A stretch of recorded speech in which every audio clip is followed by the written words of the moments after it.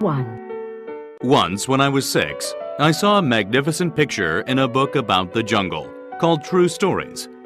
It showed a boa constrictor swallowing a wild beast. Here is a copy of the picture. In the book it said, boa constrictors swallow their prey whole without chewing.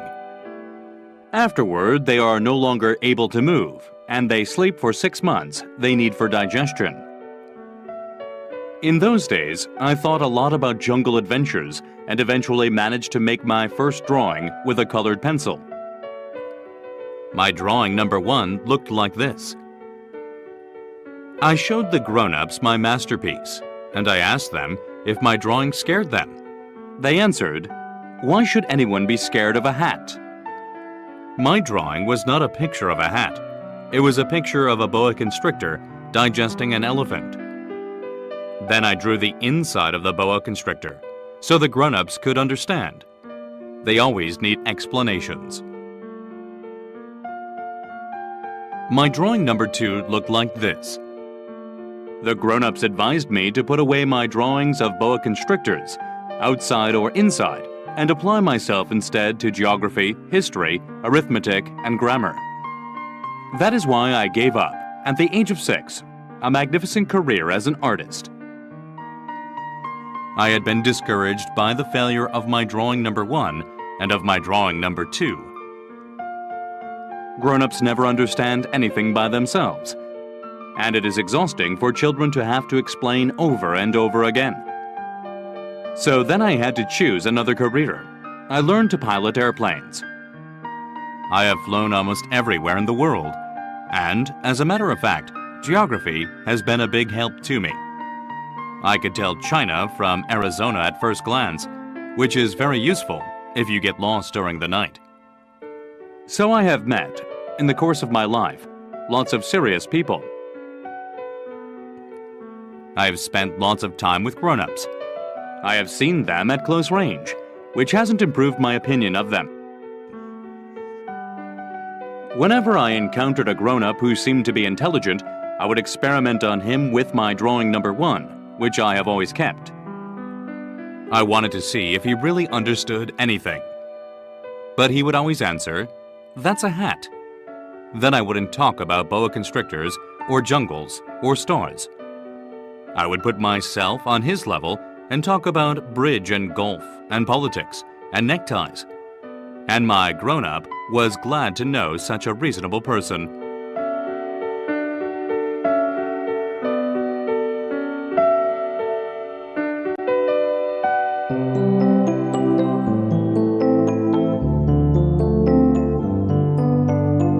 Two.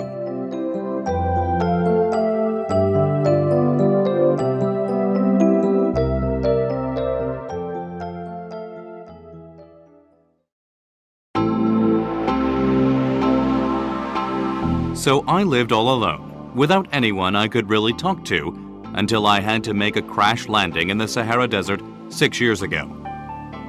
Something in my plane's engine had broken. Since I had neither a mechanic nor passengers in the plane with me, I was preparing to undertake the difficult repair job by myself. For me, it was a matter of life or death. I had only enough drinking water for 8 days.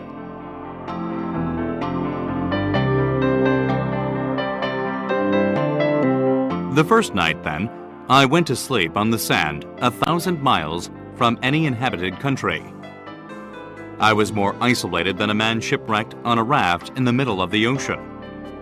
So you can imagine my surprise when I was awakened at daybreak by a funny little voice saying, "Please, draw me a sheep." What? Draw me a sheep? I leaped up as if I had been struck by lightning. I rubbed my eyes hard. I stared, and I saw an extraordinary little fellow staring back at me very seriously. Here is the best portrait I managed to make of him later on. But of course, my drawing is much less attractive than my model. This is not my fault. My career as a painter was discouraged at the age of 6 by the grown-ups, and I had never learned to draw anything except boa constrictors, outside and inside. so I stared wide-eyed at this apparition. Don't forget that I was 1,000 miles from any inhabited territory. Yet this little fellow seemed to be neither lost nor dying of exhaustion, hunger, or thirst, nor did he seem scared to death. There was nothing in his appearance that suggested a child lost in the middle of the desert 1,000 miles from any inhabited territory. When I finally managed to speak, I asked him, "But what are you doing here?" And then he repeated, very slowly and very seriously, "Please, draw me a sheep." When you encounter an overpowering mystery, you don't dare disobey. Absurd as it seemed, 1,000 miles from all inhabited regions and in danger of death, I took a piece of paper and a pen out of my pocket. But then I remembered that I had mostly studied geography, history, arithmetic, and grammar. And I told the little fellow, rather crossly, that I didn't know how to draw. He replied, "That doesn't matter. Draw me a sheep." Since I had never drawn a sheep, I made him one of the only 2 drawings I knew how to make. The one of the boa constrictor from outside, and I was astounded to hear the little fellow answer, No, I don't want an elephant inside a boa constrictor. A boa constrictor is very dangerous, and an elephant would get in the way. Where I live, everything is very small. I need a sheep. Draw me a sheep." So then I made a drawing. He looked at it carefully and then said, "No, this one is already quite sick. Make another."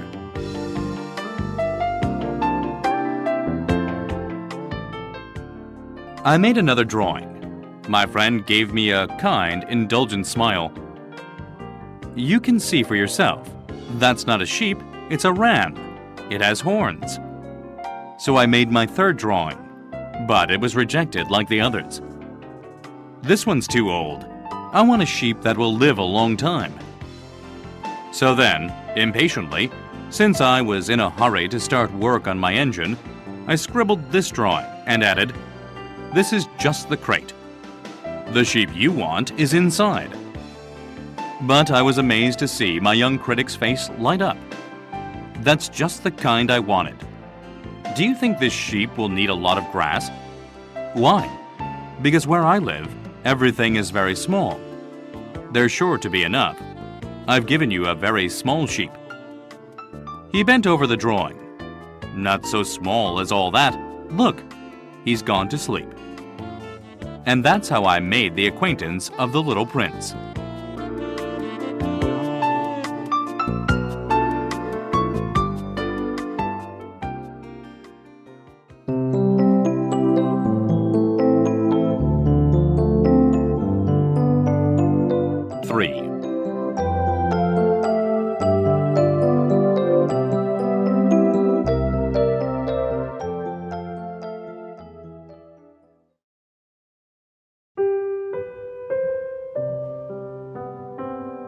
It took me a long time to understand where he came from.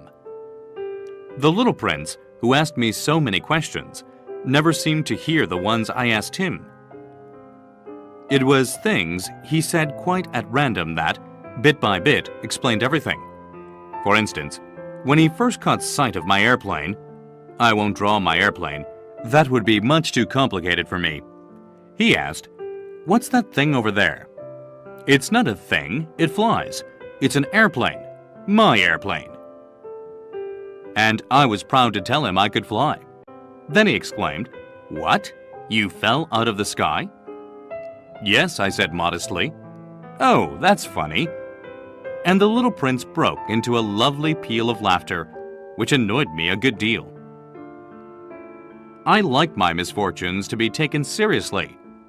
Then he added, "So you fell out of the sky too? What planet are you from?" That was when I had the first clue to the mystery of his presence, and I questioned him sharply. "Do you come from another planet?" But he made no answer. He shook his head a little, still staring at my airplane. "Of course, that couldn't have brought you from very far." And he fell into a reverie that lasted a long while. Then, taking my sheep out of his pocket, he plunged into contemplation of his treasure. You can imagine how intrigued I was by this hint about other planets. I tried to learn more. Where do you come from, little fellow? Where is this, where I live, of yours? Where will you be taking my sheep? After a thoughtful silence, he answered, The good thing about the crate you've given me is that he can use it for a house after dark. Of course, and if you're good, I'll give you a rope to tie him up during the day, and a stake to tie him to. This proposition seemed to shock the little prince. Tie him up? What a funny idea! But if you don't tie him up, he'll wander off somewhere and get lost. My friend burst out laughing again. Where could he go? Anywhere, straight ahead. Then the little prince remarked quite seriously, Even if he did, everything's so small where I live. And he added, perhaps a little sadly, straight ahead, you can't go very far.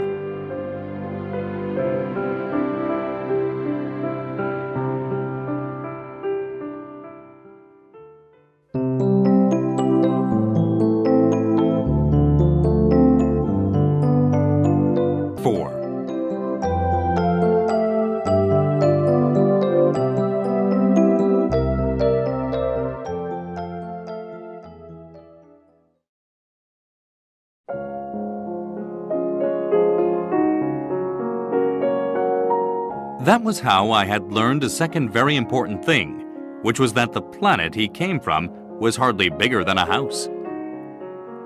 That couldn't surprise me much.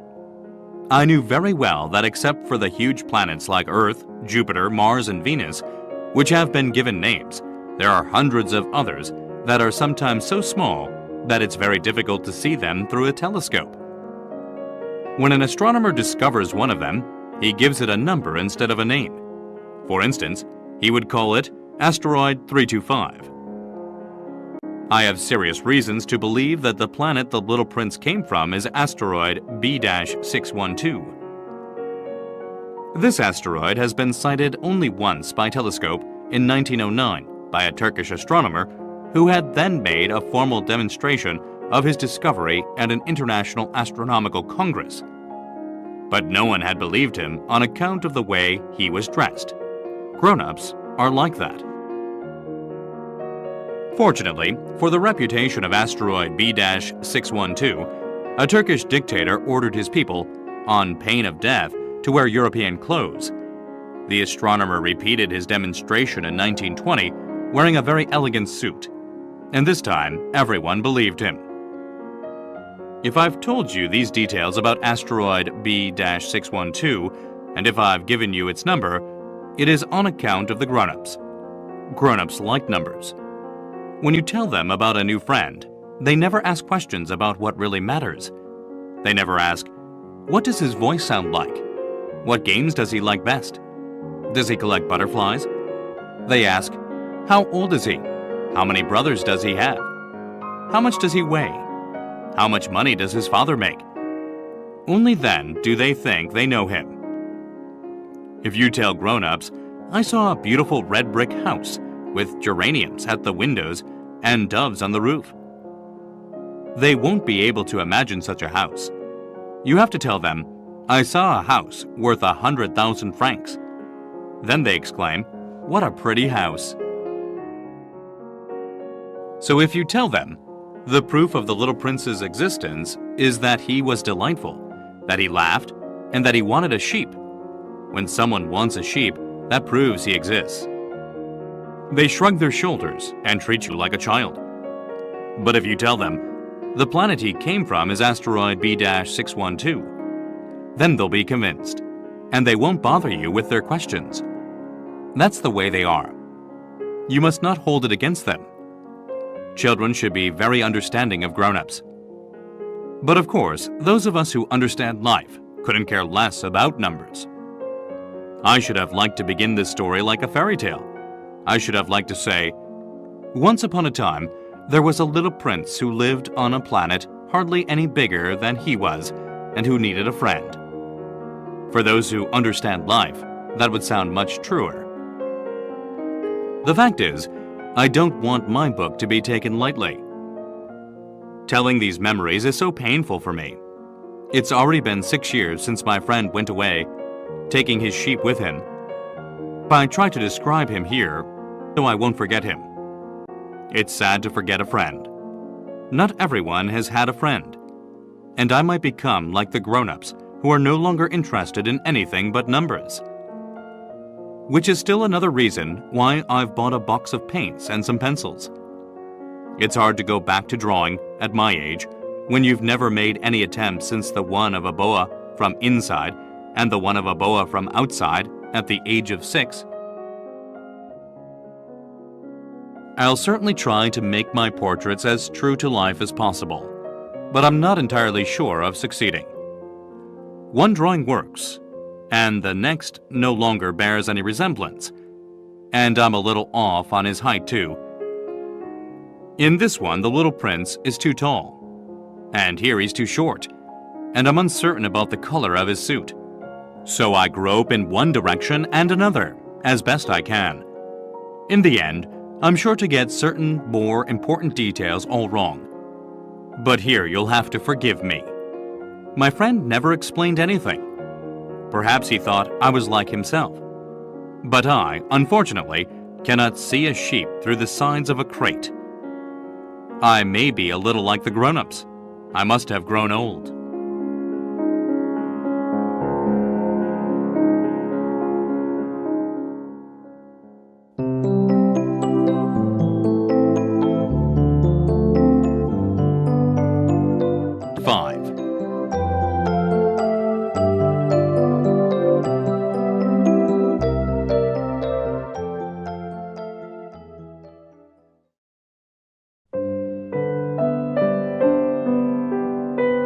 Every day, I'd learn something about the little prince's planet, about his departure, about his journey.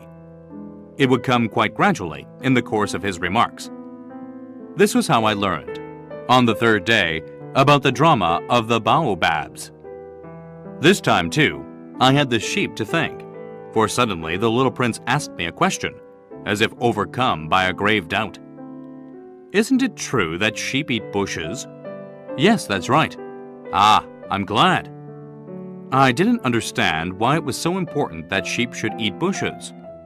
But the little prince added, and therefore they eat baobabs too. I pointed out to the little prince that baobabs are not bushes, but trees as tall as churches, and that even if he took a whole herd of elephants back to his planet, that herd couldn't finish off a single baobab. The idea of the herd of elephants made the little prince laugh. We'd have to pile them on top of one another. But he observed perceptively. Before they grow big, baobabs start out by being little. True enough.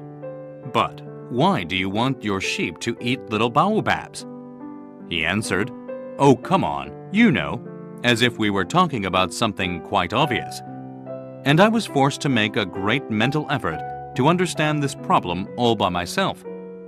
And in fact, on the little prince's planet, there were, as on all planets, good plants and bad plants. The good plants come from good seeds, and the bad plants from bad seeds. But the seeds are invisible. They sleep in the secrecy of the ground until one of them decides to wake up. Then it stretches and begins to sprout, quite timidly at first, a charming, harmless little twig reaching toward the sun. If it's a radish seed or a rosebush seed, you can let it sprout all it likes. But if it's the seed of a bad plant, you must pull the plant up right away, as soon as you can recognize it. As it happens, there were terrible seeds on the little prince's planet. Baobab seeds. The planet's soil was infested with them. Now, if you attend to a baobab too late, you can never get rid of it again. It overgrows the whole planet. Its roots pierce right through. And if the planet is too small, and if there are too many baobabs, they make it burst into pieces. It's a question of discipline, the little prince told me later on. When you've finished washing and dressing each morning, you must tend your planet. You must be sure you pull up the baobabs regularly as soon as you can tell them apart from the rose bushes, which they closely resemble when they're very young. It's very tedious work, but very easy. And one day he advised me to do my best to make a beautiful drawing for the edification of the children where I live. If they travel someday, he told me, it could be useful to them. Sometimes there's no harm in postponing your work until later. But with baobabs, it's always a catastrophe. I knew one planet that was inhabited by a lazy man. He had neglected 3 bushes. So, following the little prince's instructions, I have drawn that planet. I don't much like assuming the tone of a moralist, but the danger of baobabs is so little recognized, and the risks run by anyone who might get lost on an asteroid are so considerable, that for once I am making an exception to my habitual reserve. I say, children, watch out for baobabs.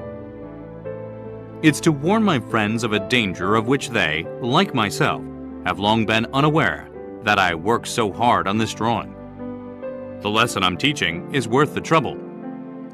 You may be asking, why are there no other drawings in this book as big as the drawing of the baobabs? There's a simple answer. I tried, but I couldn't manage it. When I drew the baobabs, I was inspired by a sense of urgency.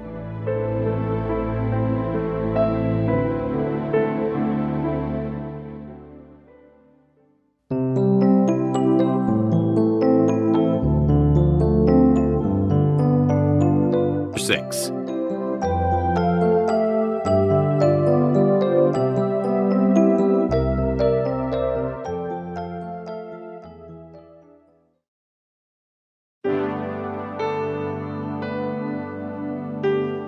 Oh, little prince. Gradually, this was how I came to understand your sad little life.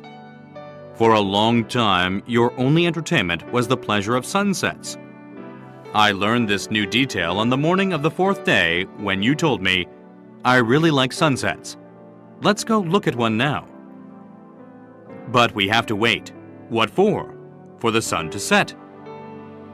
At first, you seemed quite surprised. And then you laughed at yourself. And you said to me, I think I'm still at home. Indeed, when it's noon in the United States, the sun, as everyone knows, is setting over France. If you could fly to France in 1 minute, you could watch the sunset. Unfortunately, France is much too far. But on your tiny planet, all you had to do was move your chair a few feet. And you would watch the twilight whenever you wanted to. One day I saw the sun set 44 times.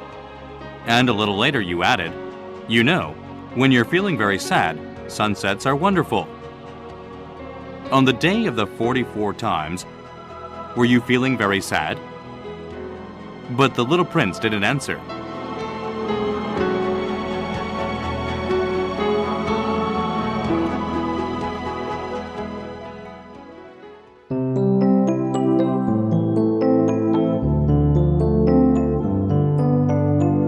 Seven.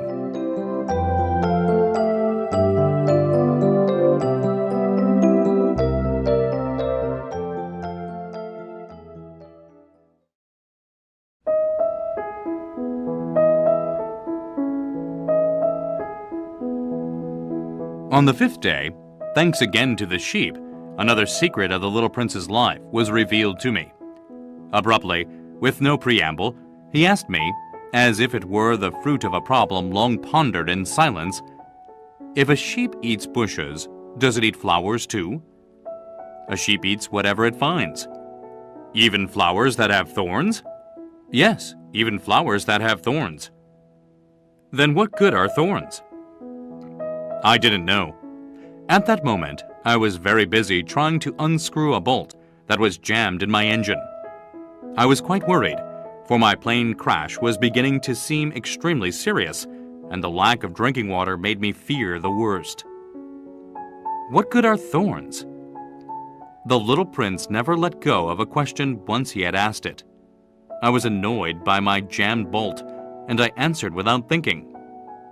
Thorns are no good for anything. They're just the flower's way of being mean.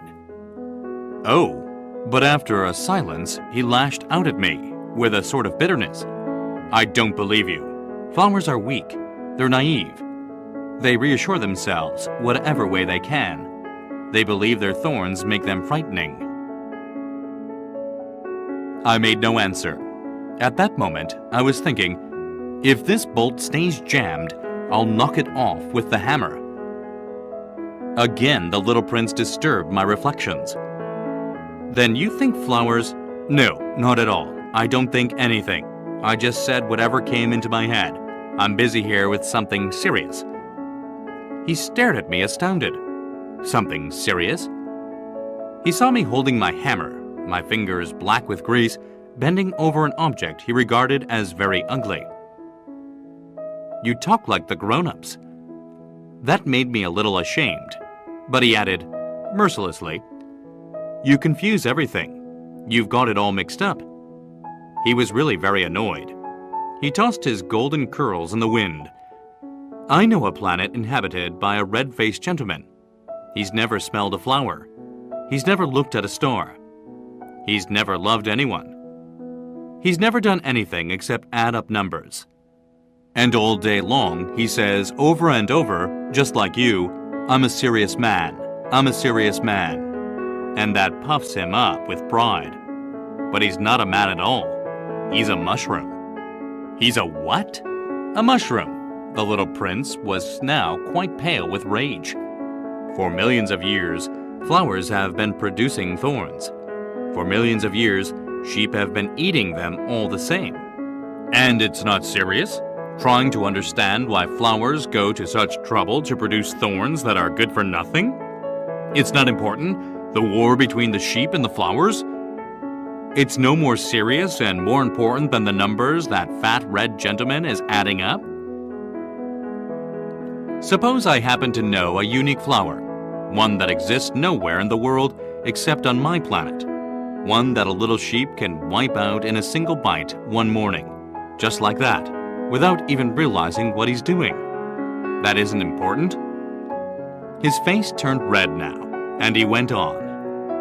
If someone loves a flower of which just one example exists among all the millions and millions of stars, that's enough to make him happy when he looks at the stars. He tells himself, my flower's up there somewhere.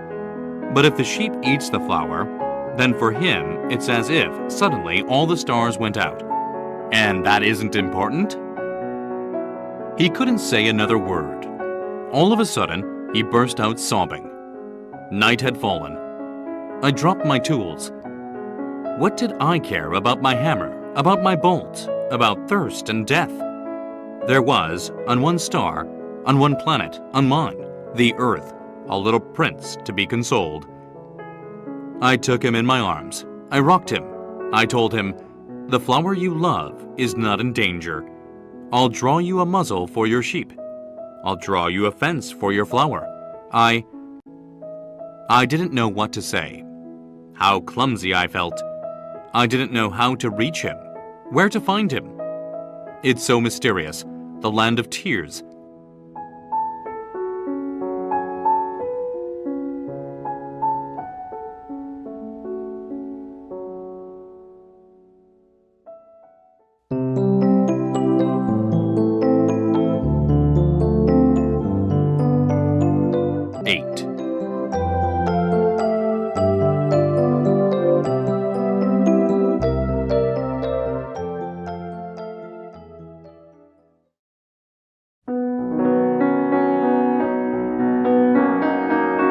I soon learned to know that flower better. On the little prince's planet, there had always been very simple flowers, decorated with a single row of petals so that they took up no room at all and got in no one's way.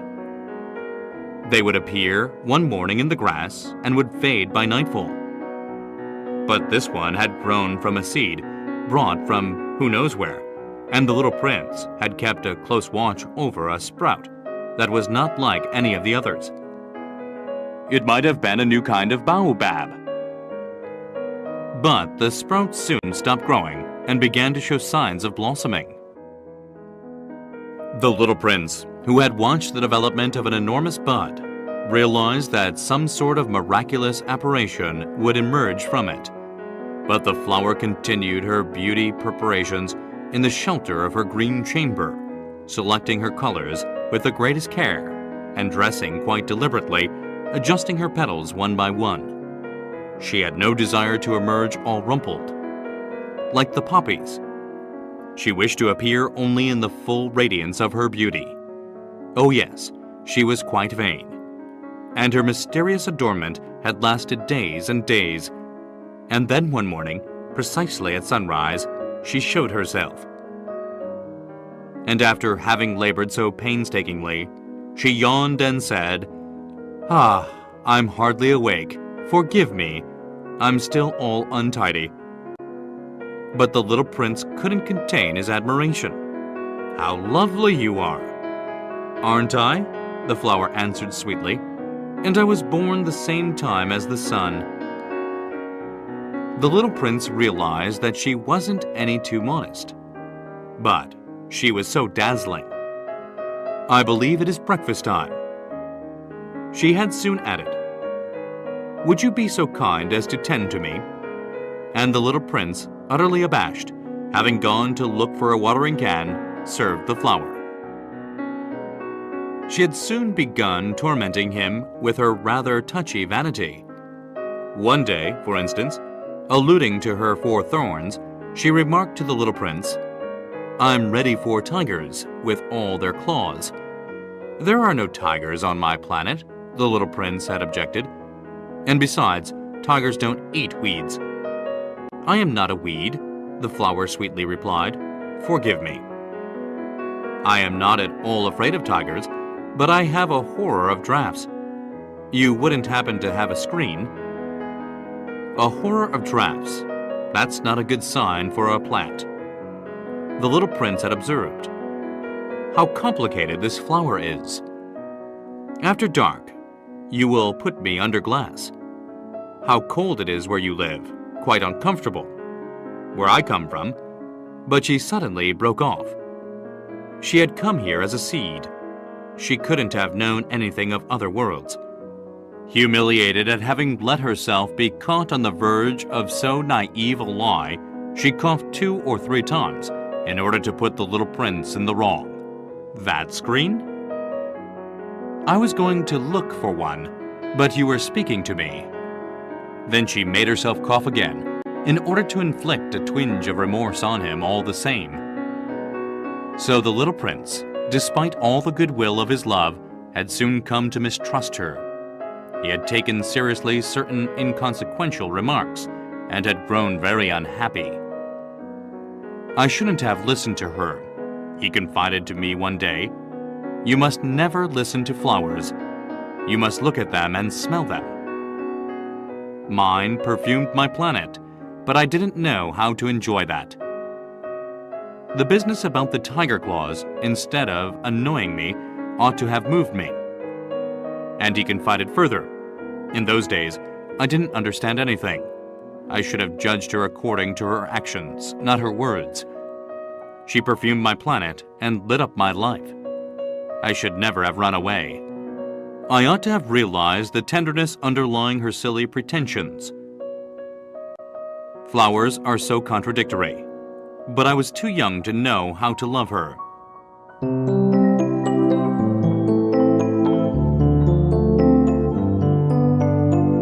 9.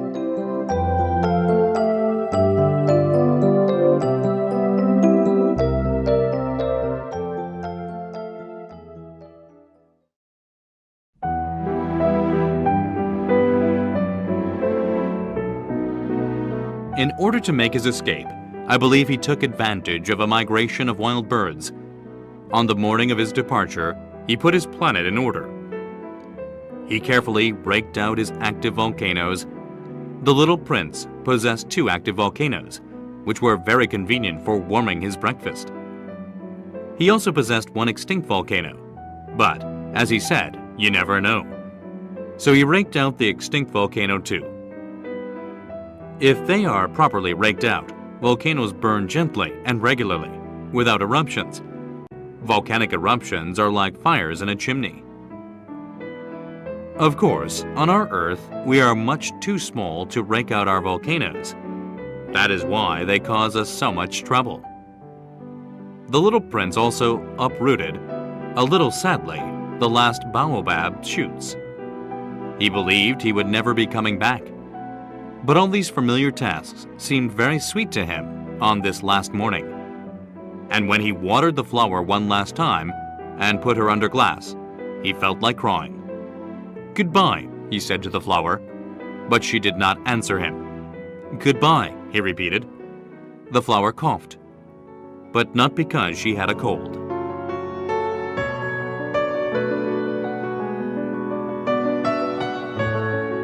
"I've been silly," she told him at last. "I asked your forgiveness. Try to be happy." He was surprised that there were no reproaches. He stood there quite bewildered, holding the glass bell in midair. He failed to understand this calm sweetness. "Of course I love you," the flower told him. "It was my fault you never knew. It doesn't matter. But you were just as silly as I was. Try to be happy. Put that glass thing down. I don't want it anymore." "But the wind." "My cold isn't that bad. The night air will do me good. I'm a flower." "But the animals." "I need to put up with 2 or 3 caterpillars if I want to get to know the butterflies. Apparently, they're very beautiful. Otherwise, who will visit me? You'll be far away. As for the big animals, I'm not afraid of them. I have my own claws." And she naively showed her 4 thorns. Then she added, "Don't hang around like this. It's irritating. You made up your mind to leave. Now go." For she didn't want him to see her crying. She was such a proud flower.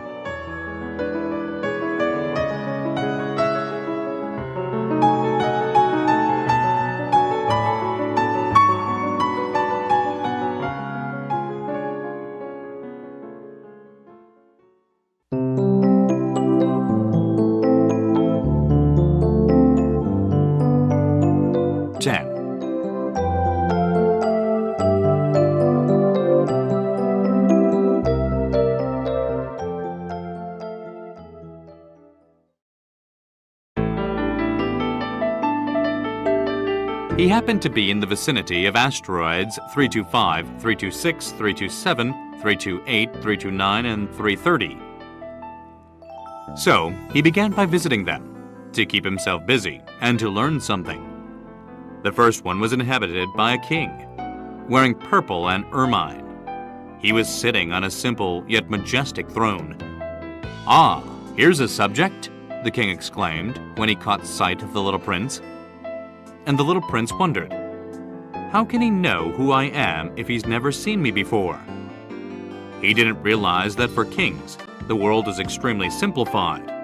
All men are subjects. "Approach the throne so I can get a better look at you," said the king, very proud of being a king for someone at last. The little prince looked around for a place to sit down, but the planet was covered by the magnificent ermine cloak. So he remained standing, and since he was tired, he yawned. "It's a violation of etiquette to yawn in a king's presence," the monarch told him. "I forbid you to do so." "I can't help it," answered the little prince, quite embarrassed. "I've made a long journey, and I haven't had any sleep." "Then I command you to yawn," said the king. "I haven't seen anyone yawn for years. For me, yawns are a curiosity. Come on, yawn again. It is in order." "That intimidates me. I can't do it now," said the little prince, blushing deeply. "Well, well," the king replied, "then I command you to yawn sometimes and sometimes too." He was sputtering a little and seemed annoyed. For the king insisted that his authority be universally respected. He would tolerate no disobedience, being an absolute monarch. But since he was a kindly man, all his commands were reasonable. If I were to command, he would often say, if I were to command a general to turn into a seagull, and if the general did not obey, that would not be the general's fault. It would be mine. May I sit down? The little prince timidly inquired. I command you to sit down, the king replied, majestically gathering up a fold of his ermine robe. But the little prince was wondering. The planet was tiny. Over what could the king really reign? Sire, he ventured, excuse me for asking. I command you to ask, the king hastened to say. Sire, over what do you reign? Over everything, the king answered, with great simplicity. Over everything? With a discreet gesture, the king pointed to his planet, to the other planets, and to the stars. Over all that? Asked the little prince. Over all that, the king answered. For not only was he an absolute monarch, but a universal monarch as well. And do the stars obey you? Of course, the king replied. They obey immediately. I tolerate no insubordination. Such power amazed the little prince. If he had wielded it himself, he could have watched not 44, but 72, or even 100, even 200 sunsets on the same day without ever having to move his chair.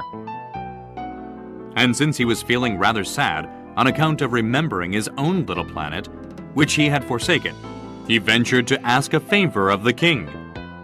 I'd like to see a sunset. Do me a favor, Your Majesty. Command the sun to set. If I commanded a general to fly from one flower to the next like a butterfly, or to write a tragedy, or to turn into a seagull, and if the general did not carry out my command, which of us would be in the wrong, the general or me? You would be, said the little prince quite firmly. Exactly. One must command from each what each can perform, the king went on. Authority is based first of all upon reason. If you command your subjects to jump in the ocean, there will be a revolution. I am entitled to command obedience because my orders are reasonable. Then my sunset?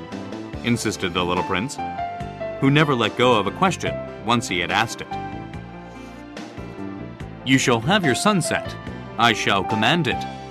But I shall wait, according to my science of government, until conditions are favorable. And when will that be? Inquired the little prince. Well, well, replied the king, first consulting a large calendar.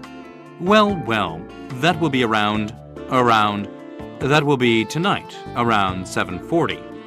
And you'll see how well I am obeyed. The little prince yawned. He was regretting his lost sunset. And besides, he was already growing a little bored. I have nothing further to do here, he told the king. I'm going to be on my way. Do not leave, answered the king, who was so proud of having a subject. Do not leave. I shall make you my minister. A minister of what? Of justice. But there's no one here to judge. You never know, the king told him. I have not yet explored the whole of my realm. I am very old. I have no room for a carriage, and it wearies me to walk. Oh, but I've already seen for myself, said the little prince, leaning forward to glance one more time at the other side of the planet. There's no one over there either. Then you shall pass judgment on yourself, the king answered. That is the hardest thing of all. It is much harder to judge yourself than to judge others. If you succeed in judging yourself, it's because you are truly a wise man. But I can judge myself anywhere, said the little prince. I don't need to live here. Well, well, the king said. I have good reason to believe that there is an old rat living somewhere on my planet. I hear him at night. You could judge that old rat. From time to time, you will condemn him to death. That way his life will depend on your justice. But you'll pardon him each time for economy's sake. There's only one rat. I don't like condemning anyone to death, the little prince said. And now I think I'll be on my way. No, said the king. The little prince, having completed his preparations, had no desire to aggrieve the old monarch. "If your majesty desires to be promptly obeyed, he should give me a reasonable command. He might command me, for instance, to leave before this minute is up. It seems to me that conditions are favorable." The king having made no answer, the little prince hesitated at first, and then, with a sigh, took his leave. "I make you my ambassador," the king hastily shouted after him. He had a great air of authority. "Grown-ups are so strange," the little prince said to himself as he went on his way.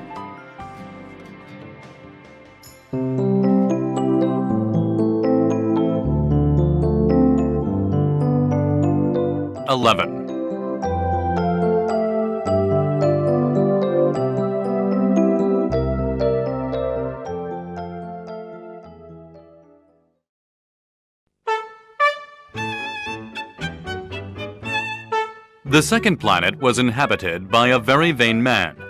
"Ah, a visit from an admirer," he exclaimed when he caught sight of the little prince, still at some distance. To vain men, other people are admirers. "Hello," said the little prince. "That's a funny hat you're wearing." "It's for answering acclamations," the very vain man replied. "Unfortunately, no one ever comes this way." "Is that so?" said the little prince, who did not understand what the vain man was talking about. "Clap your hands," directed the man. The little prince clapped his hands, and the vain man tipped his hat in modest acknowledgement. "This is more entertaining than the visit to the king," the little prince said to himself, and he continued clapping. The very vain man continued tipping his hat in acknowledgement. After 5 minutes of this exercise, the little prince tired of the game's monotony. "And what would make the hat fall off?" he asked. But the vain man did not hear him. Vain men never hear anything but praise. "Do you really admire me a great deal?" he asked the little prince. "What does that mean, admire?" "To admire means to acknowledge that I am the handsomest, the best dressed, the richest, and the most intelligent man on the planet." "But you're the only man on your planet." "Do me this favor. Admire me all the same." "I admire you," said the little prince, with a little shrug of his shoulders. "But what is there about my admiration that interests you so much?" And the little prince went on his way. "Grown-ups are certainly very strange," he said to himself as he continued on his journey.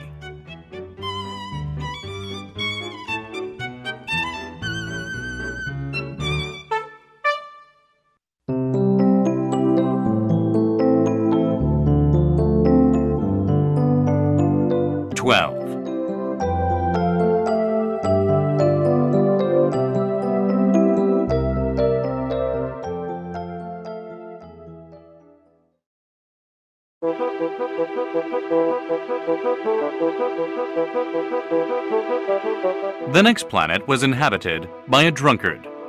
This visit was a very brief one, but it plunged the little prince into a deep depression. "What are you doing there?" he asked the drunkard, whom he found sunk in silence before a collection of empty bottles and a collection of full ones. "Drinking," replied the drunkard, with a gloomy expression. "Why are you drinking?" the little prince asked. "To forget," replied the drunkard. "To forget what?" inquired the little prince, who was already feeling sorry for him. "To forget that I'm ashamed," confessed the drunkard, hanging his head. "What are you ashamed of?" inquired the little prince, who wanted to help. "Of drinking," concluded the drunkard, withdrawing into silence for good. And the little prince went on his way puzzled. "Grown-ups are certainly very, very strange," he said to himself as he continued on his journey.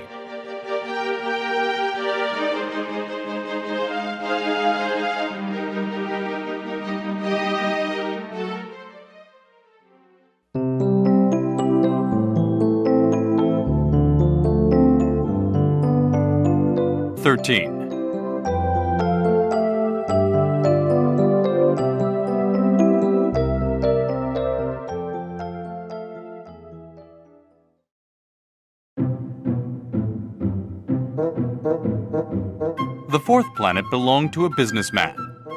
This person was so busy that he didn't even raise his head when the little prince arrived. "Hello," said the little prince. "Your cigarette's gone out." 3 and 2 make 5. 5 and 7, 12. 12 and 3, 15. "Hello, 15 and 7, 22. 22 and 6, 28. No time to light it again. 26 and 5, 31. Whew! That amounts to 501,622,731. 500 million what? You're still there? 501 million. I don't remember. I have so much work to do. I'm a serious man. I can't be bothered with trifles. 2 and 5, 7. 501 million what? Repeated the little prince, who had never in his life let go of a question once he had asked it. The businessman raised his head. For the 54 years I've inhabited this planet, I've been interrupted only 3 times. The first time was 22 years ago when I was interrupted by a beetle that had fallen onto my desk from God knows where. It made a terrible noise, and I made 4 mistakes in my calculations. The second time was 11 years ago when I was interrupted by a fit of rheumatism. I don't get enough exercise. I haven't time to take strolls. I'm a serious person. The third time is right now. Where was I? 501 million.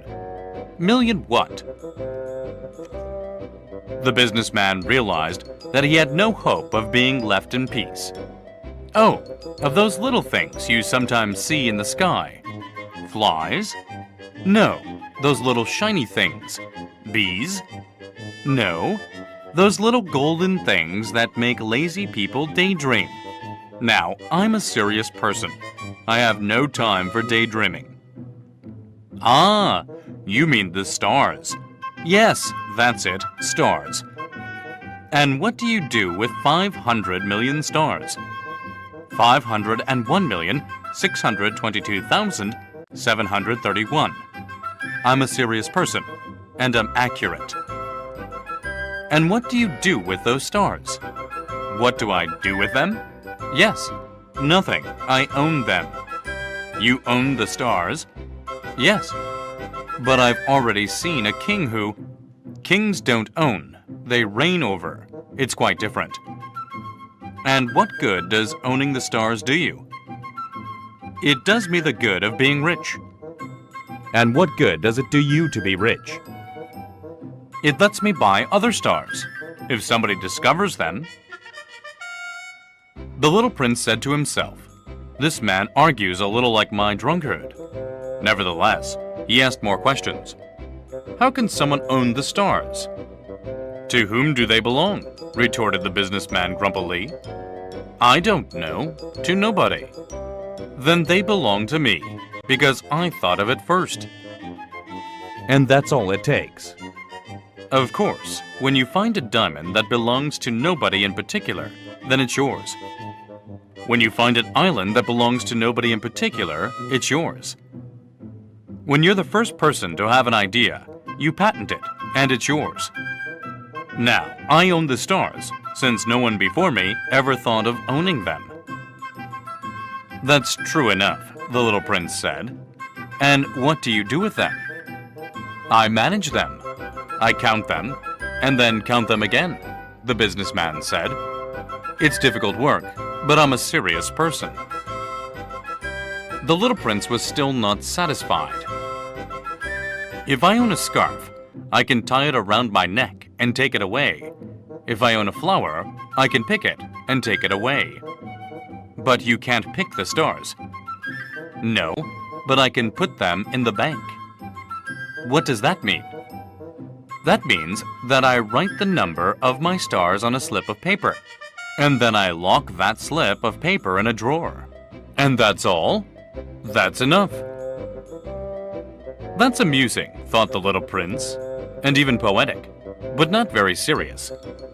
The little prince had very different ideas about serious things from those of the grown-ups. I own a flower myself, he continued, which I water every day. I own 3 volcanoes, which I rake out every week. I even rake out the extinct one. You never know. So it's of some use to my volcanoes, and it's useful to my flower that I own them. But you're not useful to the stars. The businessman opened his mouth, but found nothing to say in reply, and the little prince went on his way. Grown-ups are certainly quite extraordinary, was all he said to himself as he continued on his journey.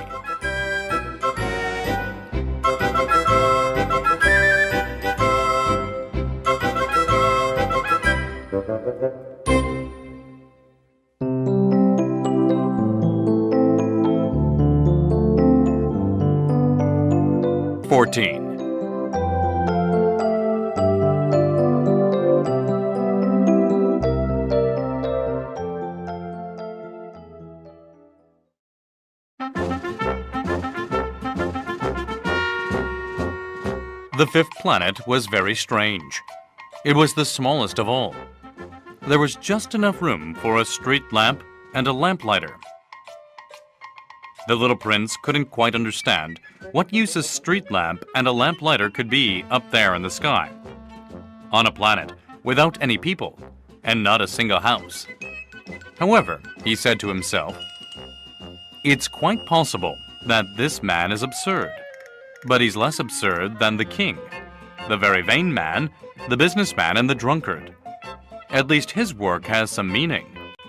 When he lights his lamp, it's as if he's bringing one more star to life, or one more flower.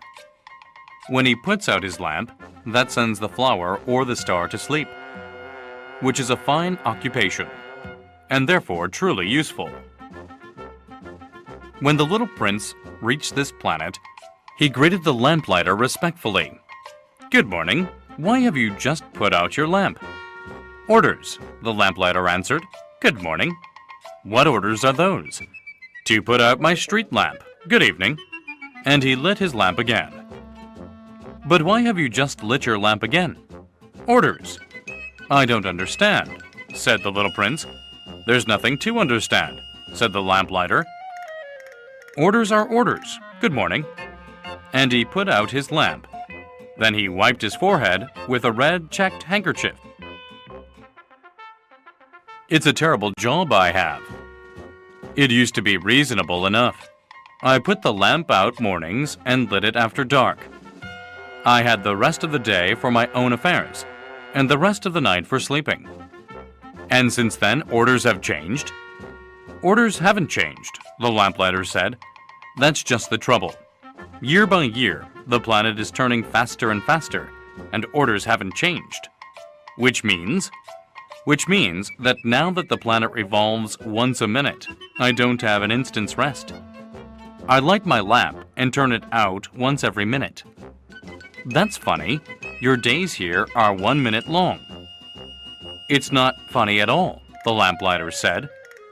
"You and I have already been talking to each other for a month." "A month?"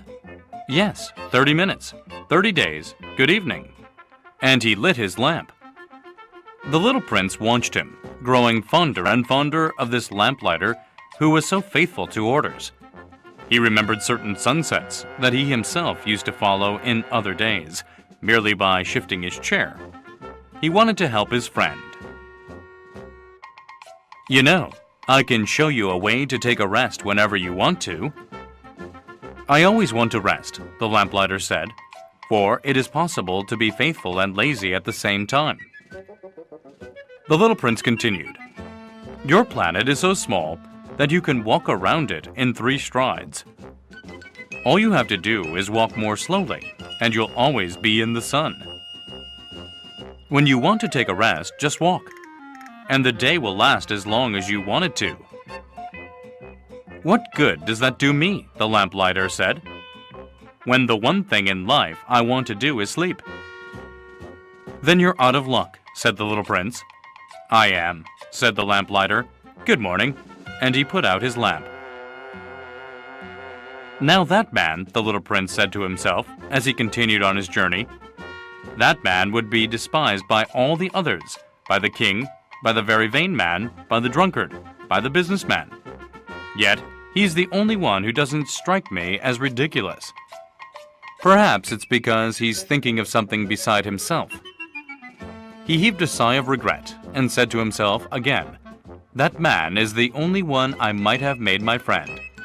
But his planet is really too small. There's not room for two.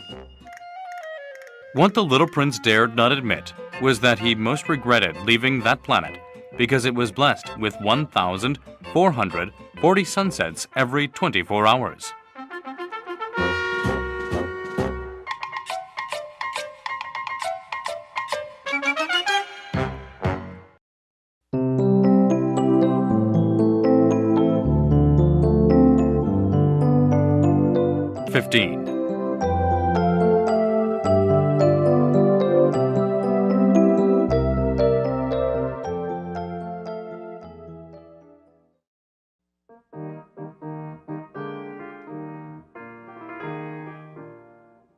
The sixth planet was 10 times bigger than the last. It was inhabited by an old gentleman who wrote enormous books. "Ah, here comes an explorer," he exclaimed, when he caught sight of the little prince, who was feeling a little winded and sat down on the desk. He had already traveled so much and so far. "Where do you come from?" the old gentleman asked him. "What's that big book?" asked the little prince. "What do you do with it?"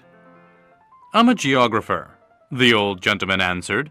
"And what's a geographer?" "A scholar who knows where the seas are, and the rivers, the cities, the mountains, and the deserts." "That is very interesting," the little prince said. "Here at last is someone who has a real profession." And he gazed around him at the geographer's planet. He had never seen a planet so majestic. "Your planet is very beautiful," he said. "Does it have any oceans?" "I couldn't say," said the geographer. "Oh," the little prince was disappointed. "And mountains?" "I couldn't say," said the geographer. "And cities and rivers and deserts?" "I couldn't tell you that either," the geographer said. "But you're a geographer." "That's right," said the geographer. "But I'm not an explorer. There's not one explorer on my planet. A geographer doesn't go out to describe cities, rivers, mountains, seas, oceans, and deserts. A geographer is too important to go wandering about. He never leaves his study, but he receives the explorers there. He questions them, and he writes down what they remember. And if the memories of one of the explorers seem interesting to him, then the geographer conducts an inquiry into that explorer's moral character. Why is that? Because an explorer who told lies would cause disasters in the geography books, as would an explorer who drank too much. Why is that? The little prince asked again. Because drunkards see double. And the geographer would write down 2 mountains where there was only 1. "I know someone," said the little prince, "who would be a bad explorer." "Possibly. Well, when the explorer's moral character seems to be a good one, an investigation is made into his discovery." "By going to see it?" "No, that would be too complicated. But the explorer is required to furnish proofs. For instance, if he claims to have discovered a large mountain, he is required to bring back large stones from it." The geographer suddenly grew excited. "But you come from far away. You're an explorer. You must describe your planet for me." And the geographer, having opened his logbook, sharpened his pencil. Explorers' reports are first recorded in pencil. Ink is used only after proofs have been furnished. "Well," said the geographer expectantly. "Oh, where I live," said the little prince, "is not very interesting. It's so small. I have 3 volcanoes, 2 active and 1 extinct. But you never know." "You never know," said the geographer. "I also have a flower." "We don't record flowers," the geographer said. "Why not? It's the prettiest thing." Because flowers are ephemeral. What does ephemeral mean? Geography, said the geographer, are the finest books of all. They never go out of fashion. It is extremely rare for a mountain to change position. It is extremely rare for an ocean to be drained of its water. We write eternal things. But extinct volcanoes can come back to life, the little prince interrupted. What does ephemeral mean? Whether volcanoes are extinct or active comes down to the same thing for us, said the geographer. For us, what counts is the mountain.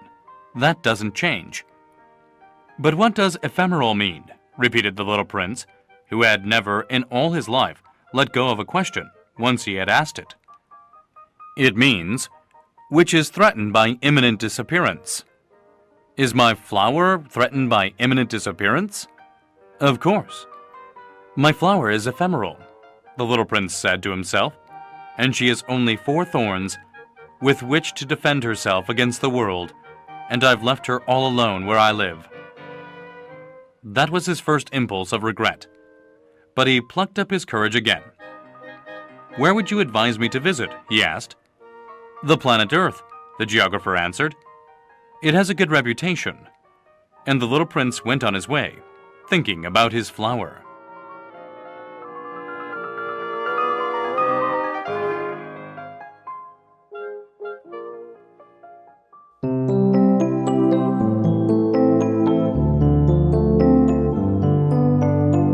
Chapter 16.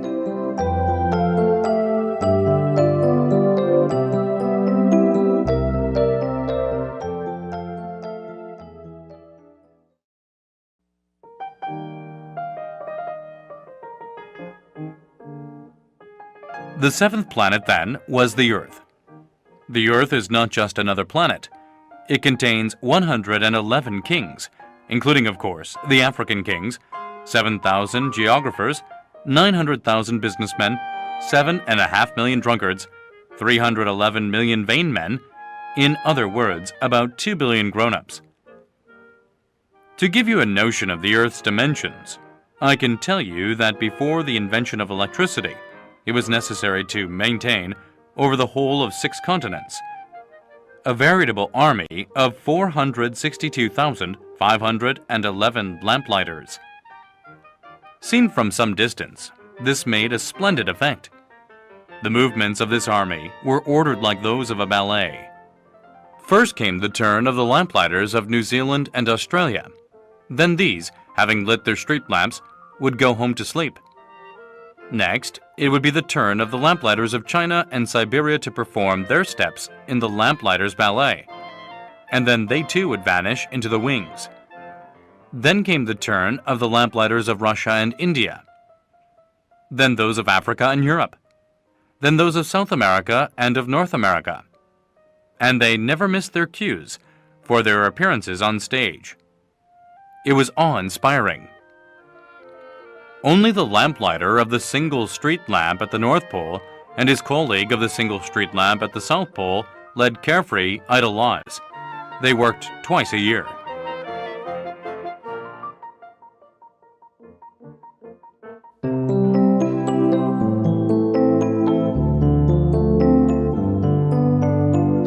Chapter 17.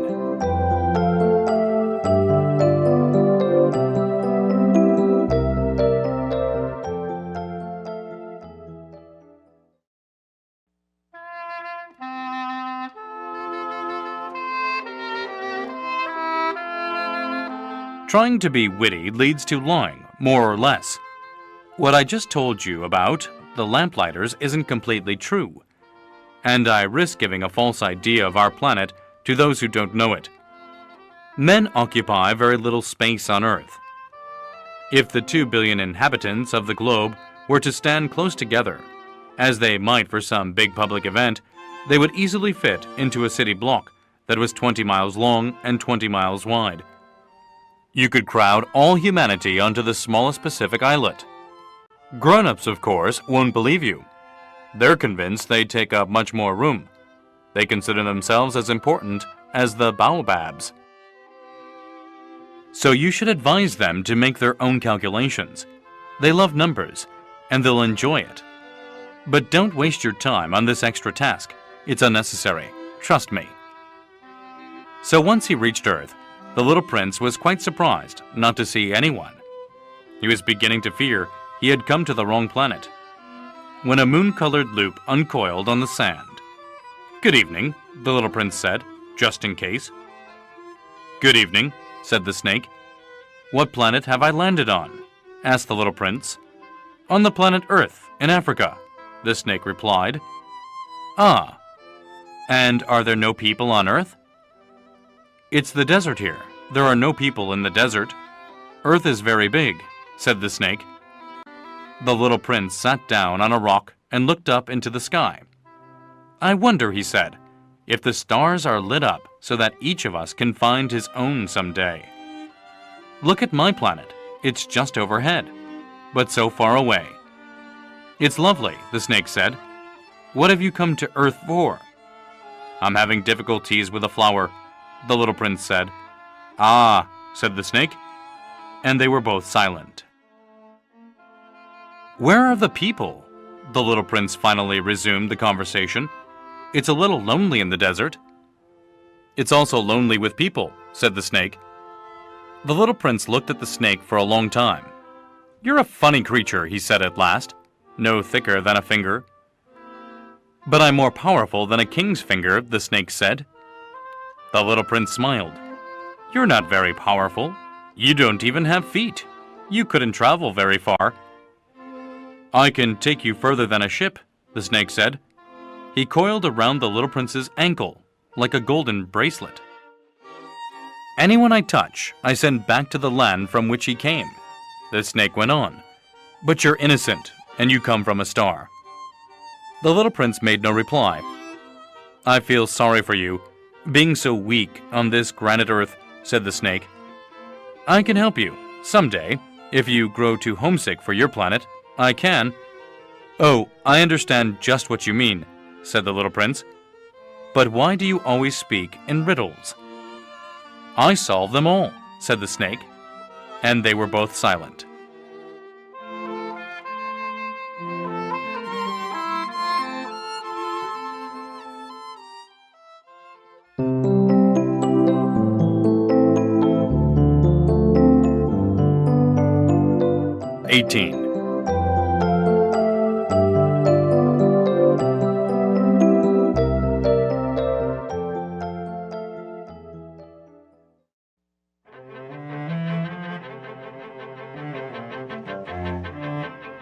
The little prince crossed the desert and encountered only one flower.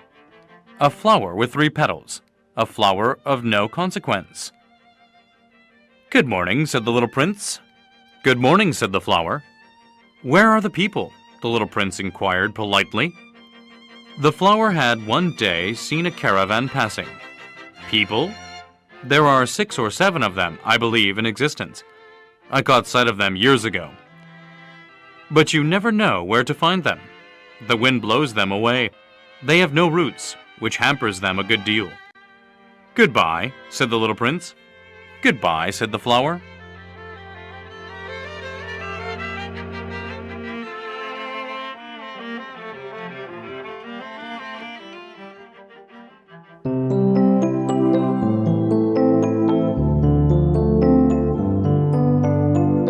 "19.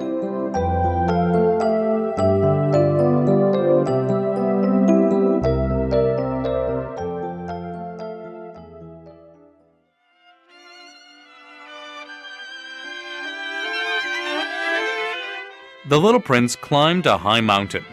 The only mountains he had ever known were the 3 volcanoes, which came up to his knee.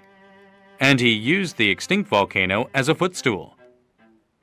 "From a mountain as high as this one," he said to himself, "I'll get a view of the whole planet and all the people on it."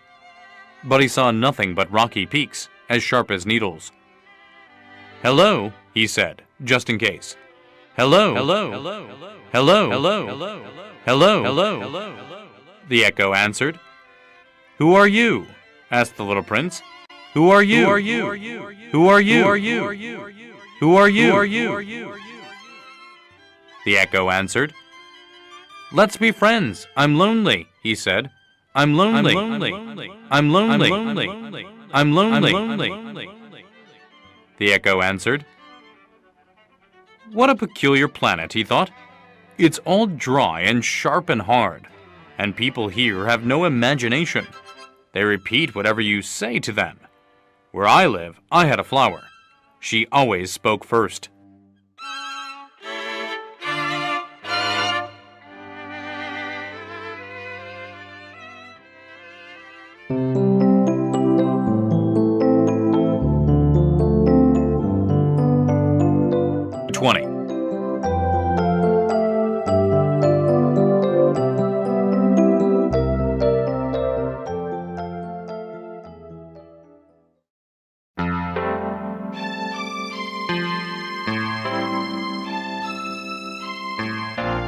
But it so happened that the little prince, having walked a long time through sand and rocks and snow, finally discovered a road. And all roads go to where there are people. Good morning, he said. It was a blossoming rose garden. Good morning, said the roses. The little prince gazed at them. All of them looked like his flower. Who are you? He asked, astounded. We're roses, the roses said. Ah, said the little prince. And he felt very unhappy. His flower had told him she was the only one of her kind in the whole universe. And here were 5,000 of them, all just alike, in just one garden. She would be very annoyed, he said to himself, if she saw this. She would cough terribly and pretend to be dying to avoid being laughed at.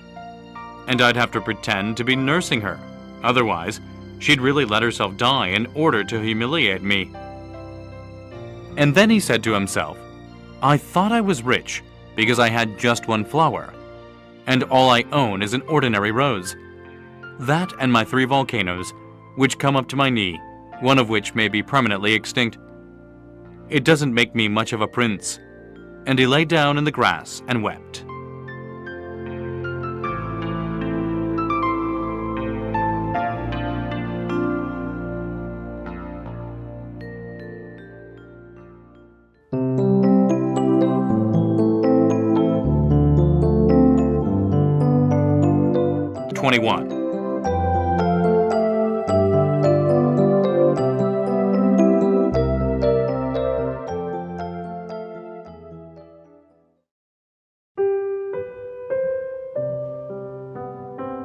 It was then that the fox appeared.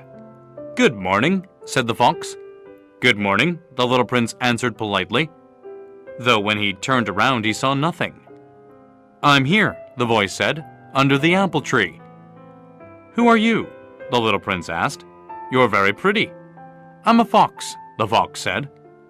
Come and play with me, the little prince proposed. I'm feeling so sad. I can't play with you, the fox said. I'm not tamed.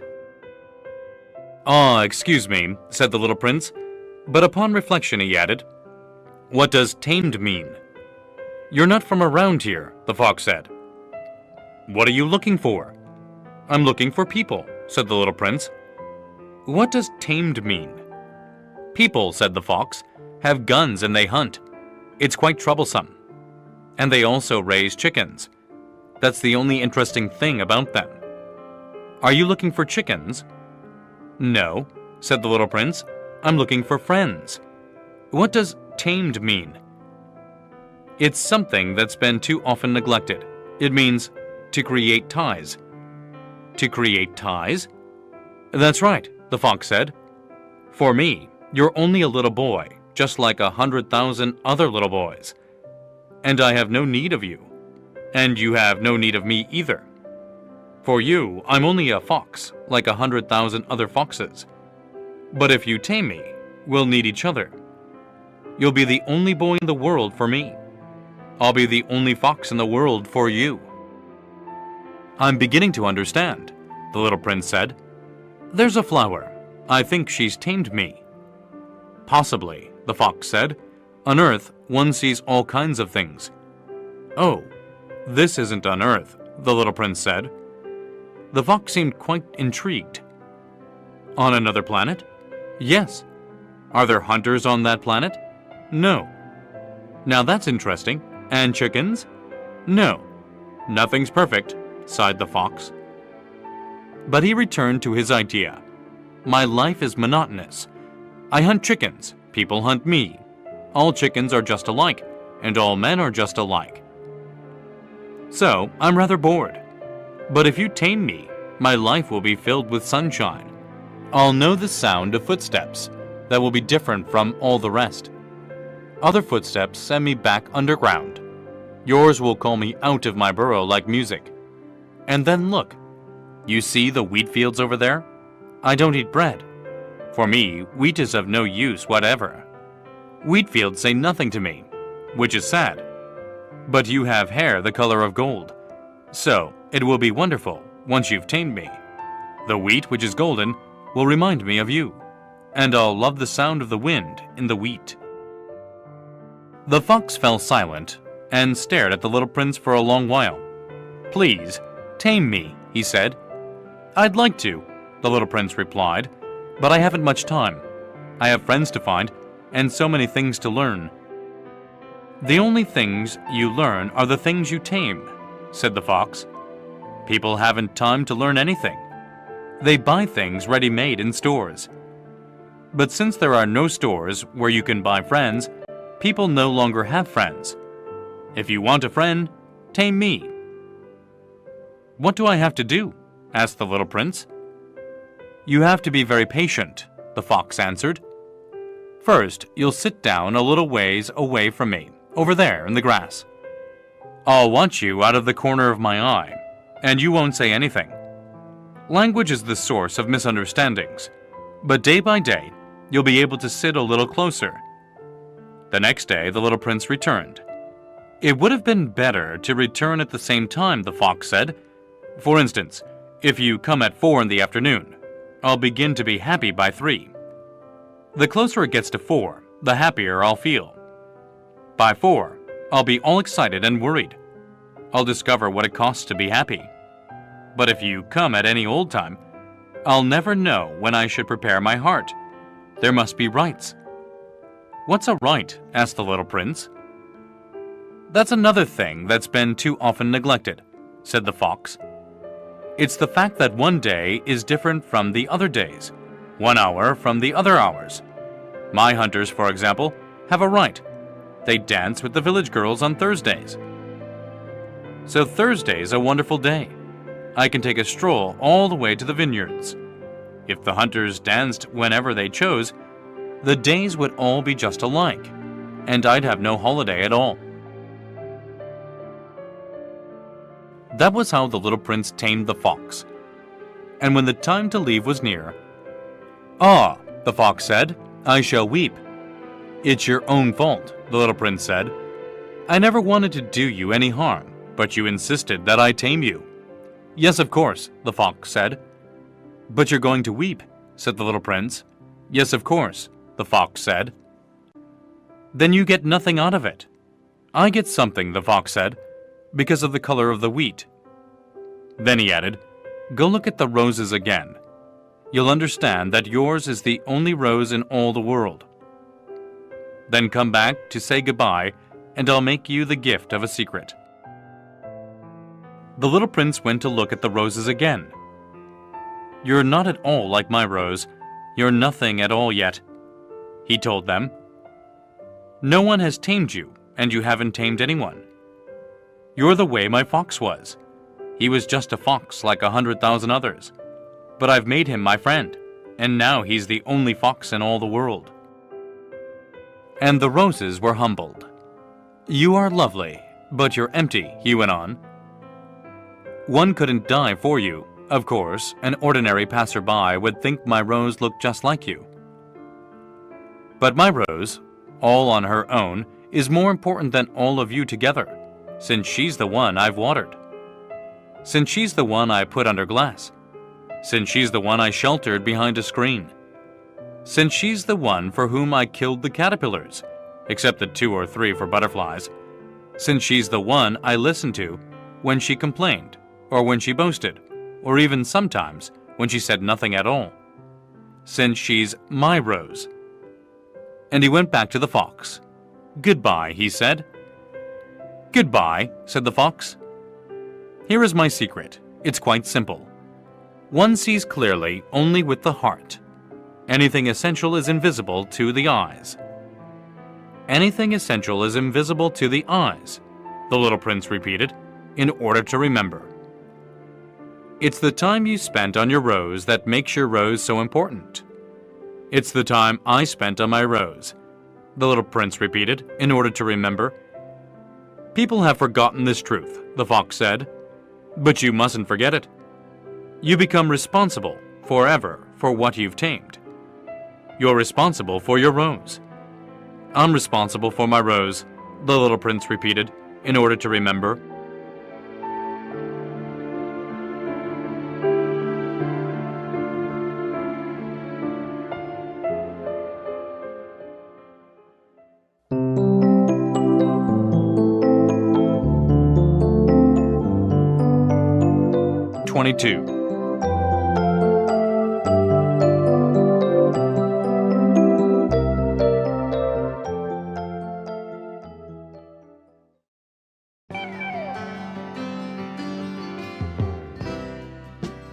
"Good morning," said the little prince. "Good morning," said the railway switchman. "What is it that you do here?" asked the little prince. "I sort the travelers into bundles of 1,000, the switchman said. "I dispatch the trains that carry them, sometimes to the right, sometimes to the left." And a brightly lit express train, roaring like thunder, shook the switchman's cabin. "What a hurry they're in," said the little prince. "What are they looking for?" "Not even the engineer on the locomotive knows," the switchman said. And another brightly lit express train thundered by in the opposite direction. "Are they coming back already?" asked the little prince. "They're not the same ones," the switchman said. "It's an exchange." "They weren't satisfied where they were?" asked the little prince. "No one is ever satisfied where he is," the switchman said. And a third brightly lit express train thundered past. "Are they chasing the first travelers?" asked the little prince. "They're not chasing anything," the switchman said. "They're sleeping in there, or else they're yawning. Only the children are pressing their noses against the window panes." "Only the children know what they're looking for," said the little prince. "They spend their time on a rag doll, and it becomes very important. And if it's taken away from them, they cry." "They're lucky," the switchman said.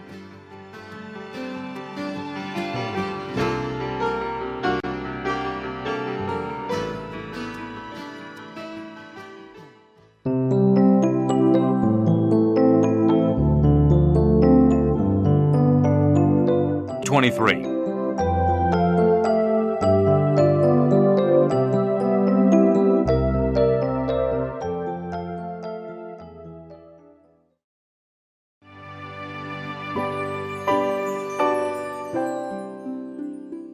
"Good morning," said the little prince.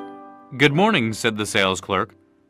This was a sales clerk who sold pills invented to quench thirst. Swallow one a week, and you no longer feel any need to drink. "Why do you sell these pills?" "They save so much time," the sales clerk said. "Experts have calculated that you can save 53 minutes a week." "And what do you do with those 53 minutes?" "Whatever you like." "If I had 53 minutes to spend as I liked," the little prince said to himself, "I'd walk very slowly toward a water fountain."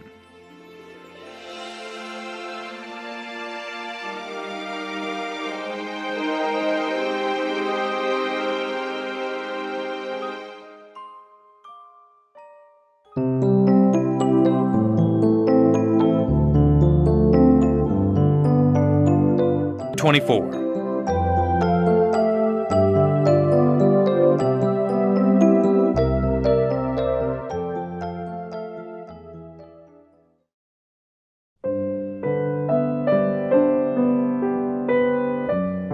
It was now the 8th day since my crash landing in the desert, and I'd listened to the story about the sales clerk as I was drinking the last drop of my water supply. "Ah," I said to the little prince, "your memories are very pleasant, but I haven't yet repaired my plane. I have nothing left to drink, and I, too, would be glad to walk very slowly toward a water fountain. My friend the fox told me, "Little fellow, this has nothing to do with the fox." "Why?" "Because we're going to die of thirst." The little prince didn't for a friend follow my reasoning and answered me, "It's good to have had a friend, even if you're going to die. Myself, I'm very glad to have had a fox for a friend." "He doesn't realize the danger," I said to myself. "He's never hungry or thirsty. A little sunlight is enough for him." But the little prince looked at me and answered my thought. "I'm thirsty too. Let's find a well." I made an exasperated gesture. It is absurd looking for a well at random in the vastness of the desert. But even so, we started walking. When we had walked for several hours in silence, night fell and stars began to appear. I noticed them as in a dream, being somewhat feverish on account of my thirst. The little prince's words danced in my memory. "So you're thirsty too?" I asked. But he didn't answer my question. He merely said to me, "It can also be good for the heart." I didn't understand his answer, but I said nothing. I knew by this time that it was no use questioning him. He was tired. He sat down. I sat down next to him. And after a silence, he spoke again. "The stars are beautiful because of a flower you don't see." I answered, "Yes, of course," and without speaking another word, I stared at the ridges of sand in the moonlight. "The desert is beautiful," the little prince added. And it was true. I've always loved the desert. You sit down on a sand dune. You see nothing. You hear nothing. And yet something shines. Something sings in that silence. "What makes the desert beautiful," the little prince said, "is that it hides a well somewhere." I was surprised by suddenly understanding that mysterious radiance of the sands. When I was a little boy, I lived in an old house, and there was a legend that a treasure was buried in it somewhere. Of course, no one was ever able to find the treasure. Perhaps no one even searched. But it cast a spell over that whole house. My house hid a secret in the depths of its heart. "Yes," I said to the little prince, "whether it's a house or the stars or the desert, what makes them beautiful is invisible." "I'm glad," he said, "you agree with my fox." As the little prince was falling asleep, I picked him up in my arms and started walking again. I was moved. It was as if I was carrying a fragile treasure. It actually seemed to me there was nothing more fragile on earth. By the light of the moon, I gazed at that pale forehead, those closed eyes, those locks of hair trembling in the wind, and I said to myself, "What I'm looking at is only little prince, a shell. What's most important is invisible." As his lips parted in a half smile, I said to myself again, "What moves me so deeply about this sleeping little prince is his loyalty to a flower. The image of a rose shining within him, like the flame within a lamp, even when he's asleep." And I realized he was even more fragile than I had thought. Lamps must be protected. A gust of wind can blow them out. And walking on like that, I found the well at daybreak.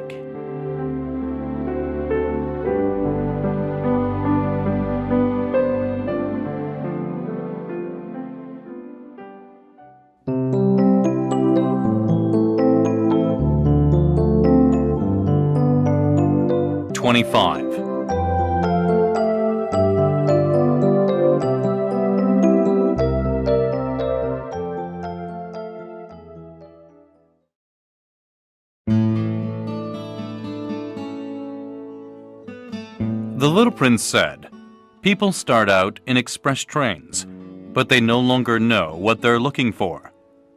Then they get all excited and rush around in circles." And he added, "It's not worth the trouble." The well we had come to was not at all like the wells of the Sahara. The wells of the Sahara are no more than holes dug in the sand. This one looked more like a village well. But there was no village here. And I thought I was dreaming. "It's strange," I said to the little prince. "Everything is ready. the pulley, the bucket, and the rope. He laughed, grasped the rope, and set the pulley working, and the pulley groaned the way an old weather vane groans when the wind has been asleep a long time. "Hear that?" said the little prince. "We've awakened this well, and it's singing." I didn't want him to tire himself out. "Let me do that," I said to him. "It's too heavy for you." Slowly, I hoisted the bucket to the edge of the well. I set it down with great care. The song of the pulley continued in my ears, and I saw the sun glisten on the still trembling water. "I'm thirsty for that water," said the little prince. "Let me drink some." And I understood what he'd been looking for. I raised the bucket to his lips. He drank, eyes closed. It was as sweet as a feast. That water was more than merely a drink. It was born of our walk beneath the stars, of the song of the pulley, of the effort of my arms. It did the heart good like a present. When I was a little boy, the Christmas tree lights, the music of midnight mass, the tenderness of people's smiles made up, in the same way, the whole radiance of the Christmas present I received. "People where you live," the little prince said, "grow 5,000 roses in one garden, yet they don't find what they're looking for." "They don't find it," I answered. "And yet, what they're looking for could be found in a single rose, or a little water." "Of course," I answered. And the little prince added, "But eyes are blind. You have to look with the heart." I had drunk the water. I could breathe easy now. The sand at daybreak is honey-colored, and that color was making me happy too. Why then did I also feel so sad? "You must keep your promise," said the little prince, sitting up again beside me. "What promise?" "You know, a muzzle for my sheep. I'm responsible for this flower." I took my drawings out of my pocket. The little prince glanced at them and laughed as he said, "Your baobabs look more like cabbages." Oh, I had been so proud of my baobabs. "Your fox, his ears look more like horns, and they're too long." And he laughed again. "You're being unfair, my little prince," I said. "I never knew how to draw anything but boas from the inside and boas from the outside." "Oh, that'll be all right," he said. "Children understand." So then I drew a muzzle, and with a heavy heart I handed it to him. "You've made plans I don't know about." But he didn't answer. He said, "You know my fall to earth. Tomorrow will be the first anniversary." Then, after a silence, he continued, "I landed very near here," and he blushed. And once again, without understanding why, I felt a strange grief. However, a question occurred to me.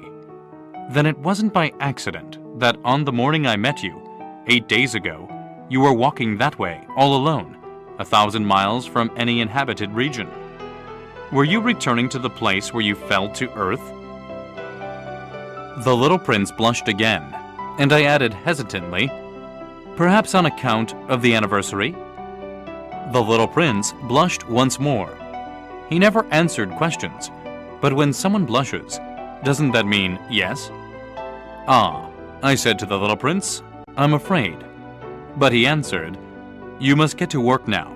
You must get back to your engine. I'll wait here. Come back tomorrow night." But I wasn't reassured. I remembered the fox. You risk tears if you let yourself be tamed.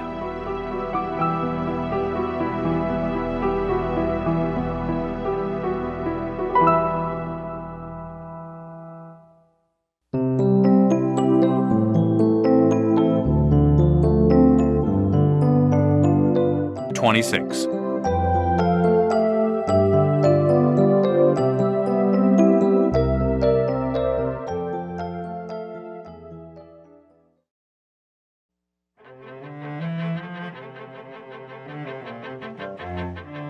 Beside the well, there was a ruin, an old stone wall. When I came back from my work the next evening, I caught sight of my little prince from a distance. He was sitting on top of the wall, legs dangling. And I heard him talking. "Don't you remember?" he was saying. "This isn't exactly the place." Another voice must have answered him then, for he replied, "Oh yes, it's the right day, but this isn't the place." I continued walking toward the wall. I still could neither see nor hear anyone. Yet the little prince answered again, "Of course, you'll see where my tracks begin on the sand. Just wait for me there. I'll be there tonight." I was 20 yards from the wall and still saw no one. Then the little prince said, after a silence, "Your poison is good. You're sure it won't make me suffer long?" I stopped short, my heart pounding, but I still didn't understand. "Now go away," the little prince said. "I want to get down from here." Then I looked down toward the foot of the wall and gave a great start. There, coiled in front of the little prince, was one of those yellow snakes that can kill you in 30 seconds. As I dug into my pocket for my revolver, I stepped back. But at the noise I made, the snake flowed over the sand like a trickling fountain, and without even hurrying, slipped away between the stones with a faint metallic sound. I reached the wall just in time to catch my little prince in my arms, his face white as snow. "What's going on here? You're talking to snakes now?" I had loosened the yellow scarf he always wore. I had moistened his temples and made him drink some water. And now I didn't dare ask him anything more. He gazed at me with a serious expression and put his arms round my neck. I felt his heart beating like a dying bird's when it's been shot. He said to me, "I'm glad you found what was the matter with your engine. Now you'll be able to fly again." "How did you know?" I was just coming to tell him that I had been successful beyond all hope. He didn't answer my question. All he said was, "I'm leaving today too." And then sadly, "It's much further. It's much more difficult." I realized that something extraordinary was happening. I was holding him in my arms like a little child, yet it seemed to me that he was dropping headlong into an abyss, and I could do nothing to hold him back. His expression was very serious now, lost and remote. "I have your sheep, and I have the crate for it, and the muzzle." And he smiled sadly. I waited a long time. I could feel that he was reviving a little. "Little fellow, you were frightened." Of course he was frightened, but he laughed a little. "I'll be much more frightened tonight." Once again, I felt chilled by the sense of something irreparable, and I realized I couldn't bear the thought of never hearing that laugh again. For me, it was like a spring of fresh water in the desert. "Little fellow, I want to hear you laugh again." But he said to me, "Tonight, it'll be a year. My star will be just above the place where I fell last year." "Little fellow, it's a bad dream, isn't it? All this conversation with the snake and the meeting place and the star." But he didn't answer my question. All he said was, "The important thing is what can't be seen. Of course. It's the same as for the flower. If you love a flower that lives on a star, then it's good at night to look up at the sky. All the stars are blossoming. Of course. It's the same for the water. The water you gave me to drink was like music, on account of the pulley and the rope. You remember? It was good. Of course. At night, you'll look up at the stars. It's too small where I live for me to show you where my star is. It's better that way. My star will be one of the stars for you. So you'll like looking at all of them. They'll all be your friends. And besides, I have a present for you." He laughed again. "Ah, little fellow, I love hearing that laugh. That'll be my present, just that. It'll be the same as for the water." "What do you mean?" "People have stars, but they aren't the same. For travelers, the stars are guides. For other people, they're nothing but tiny lights. And for still others, for scholars, they're problems. For my businessman, they were gold. But all those stars are silent stars. You, though, you'll have stars like nobody else. What do you mean? When you look up at the sky at night, since I'll be living on one of them, since I'll be laughing on one of them, for you, it'll be as if all the stars are laughing. You'll have stars that can laugh. And he laughed again.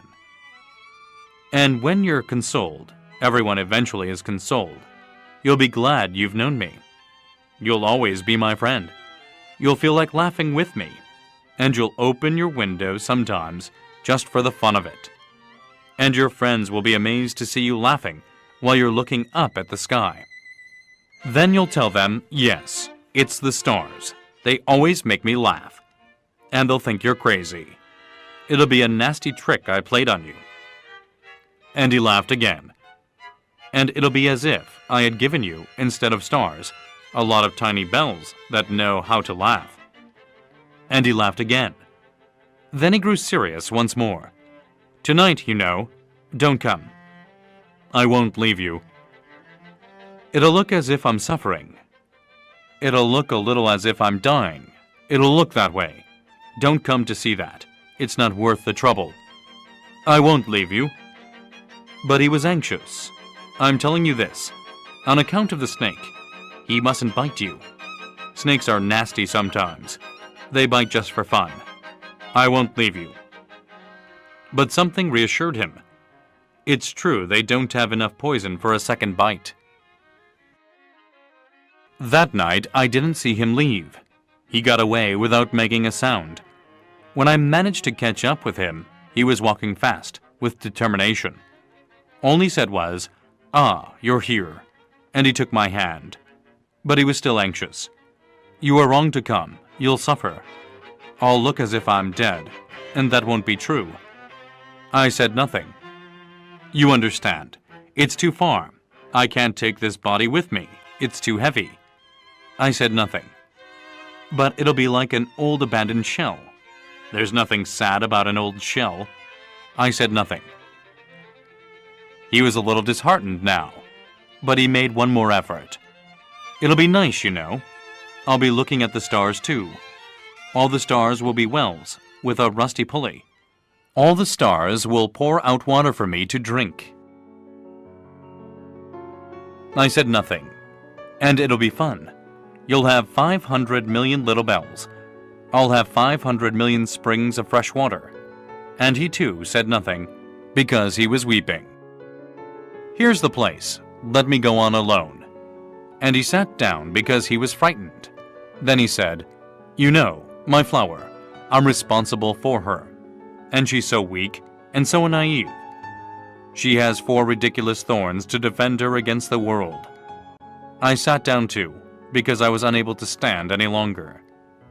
He said, "There, that's all." He hesitated a little longer. Then he stood up. He took a step. I couldn't move. There was nothing but a yellow flash close to his ankle. He remained motionless for an instant. He didn't cry out. He fell gently, the way a tree falls.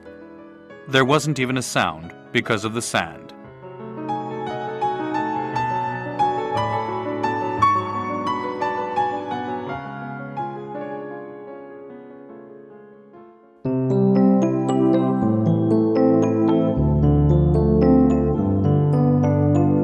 "27.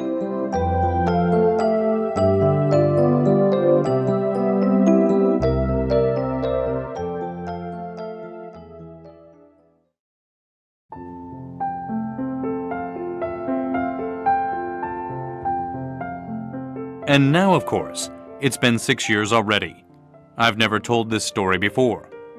The friends who saw me again were very glad to see me alive. I was sad, but I told them, it's fatigue. Now, I'm somewhat consoled. That is, not entirely. But I know he did get back to his planet, because at daybreak, I didn't find his body. It wasn't such a heavy body, and at night, I love listening to the stars. It's like 500 million little bells. But something extraordinary has happened. When I drew that muzzle for the little prince, I forgot to put in the leather strap. He could never have fastened it on his sheep. And then I wondered, what's happened there on his planet? Maybe the sheep has eaten the flour. Sometimes I tell myself, of course not. The little prince puts his flour under glass, and he keeps close watch over his sheep. Then I'm happy, and all the stars laugh sweetly. Sometimes I tell myself, anyone might be distracted once in a while, and that's all it takes. One night he forgot to put her under glass, or else the sheep got out without making any noise during the night. Then the bells are all changed into tears. It's all a great mystery, for you, who love the little prince too. As for me, nothing in the universe can be the same if somewhere, no one knows where, a sheep we never saw has or has not eaten a rose. Look up at the sky. Ask yourself, has the sheep eaten the flour or not? And you'll see how everything changes. And no grown-up will ever understand how such a thing could be so important. For me, this is the loveliest and the saddest landscape in the world. It's the same landscape as the one on the preceding page, but I've drawn it one more time in order to be sure you see it clearly. It's here that the little prince appeared on Earth, then disappeared. Look at this landscape carefully to be sure of recognizing it, if you should travel to Africa someday in the desert. And if you happen to pass by here, I beg you not to hurry past. Wait a little, just under the star. Then if a child comes to you, if he laughs, if he has golden hair, if he doesn't answer your questions, you'll know who he is. If this should happen, be kind. Don't let me go on being so sad. Send word immediately that he's come back.